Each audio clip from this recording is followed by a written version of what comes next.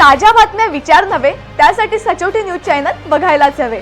ज्ञान मनोरंजन संस्कार देणारे चॅनल सचोटीला सबस्क्राइब करा, बेल आयकॉनचे बटन दाबा, सोबत शेअर करायला विसरू नका।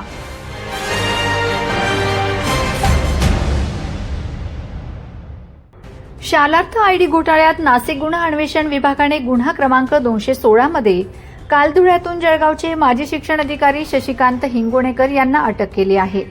शशिकांत हिंगोणेकर हे 2011 ते 2015 या कालावधीत जळगावचे माध्यमिक शिक्षण अधिकारी म्हणून कार्यरत होते।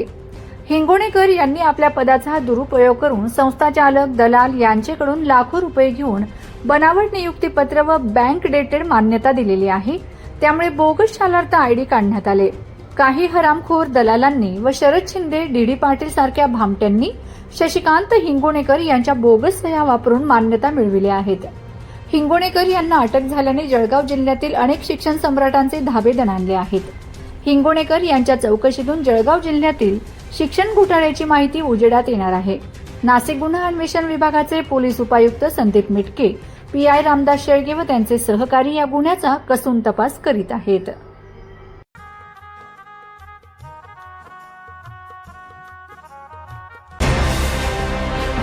ताज्या बातम्या विचार नव्हे त्यासाठी सचोटी न्यूज चॅनल बघायलाच हवे।